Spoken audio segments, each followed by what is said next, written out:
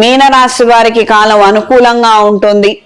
లాభస్థానంలో 4 గ్రహాలు రవి, బుధుడు, శుక్రుడు, కుజుడు.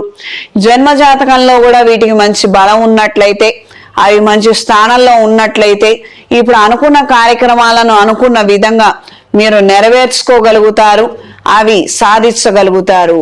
దూర ప్రయాణాలు అనుకూలంగా ఉంటాయి. కొత్త వాహనాన్ని మీ పేరు మీద కొనుగోలు చేయాలన్న ఆలోచనలు కలిసి వస్తాయి. విద్యార్థులు మాత్రం కాస్తంత జాగ్రత్తలు అవసరము. భయపెట్టాలనో కంగారు పెట్టాలనో చెప్పడం లేదు, కానీ జాగ్రత్త తీసుకోవడం మాత్రం అత్యంత అవసరము. చెయ్యండి.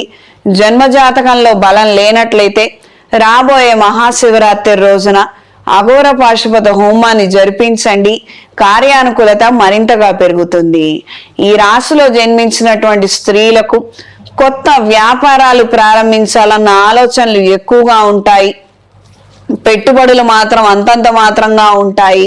అంటే ఆలోచనలు మాత్రం ఎక్కడికో వెళ్ళిపోతుంటాయి కోటలు దాటి. కానీ గడప కూడా దాటలేనటువంటి పరిస్థితులు వాస్తవాలను సూచిస్తుంటాయి. కాస్త ఈ డిఫరెన్స్ ని మీరు తట్టుకోలేకపోవచ్చు. ఈ విషయాలలో మాత్రం గురువుల్ని సంప్రదించండి, ఎక్స్పర్ట్స్ ని సంప్రదించండి. కాస్తంత అవసరమైతే ఫ్యామిలీ కౌన్సిలింగ్ తీసుకోండి.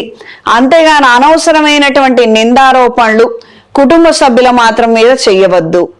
అంటే మీకు చేతగానటువంటి కొన్ని విషయాల గురించి మీరు ఆలోచించి మీరు ఒత్తిడికి గురయ్యి అక్కర్లేనటువంటి గోల్స్ మీరు పెట్టుకొని అవి రీచ్ అవ్వలేక దానికి కారణం వేరే వాళ్ళని మాత్రం నిందలు వేయవద్దు.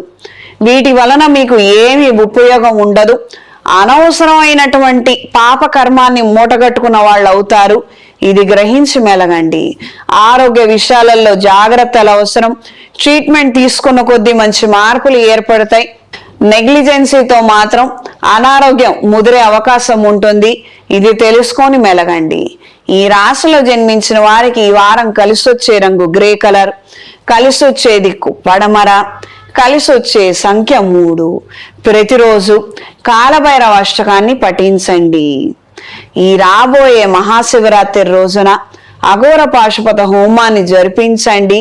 వృత్తి, ఉద్యోగ, వ్యాపారాలలో అనుకూలమైన మార్పులు ఏర్పడతాయి. శనేశ్వరుడి యొక్క ప్రతికూల ప్రభావం తొలగిపోతుంది. మంచి ఆరోగ్యాన్ని, ఆదాయాన్ని పొందగలుగుతారు.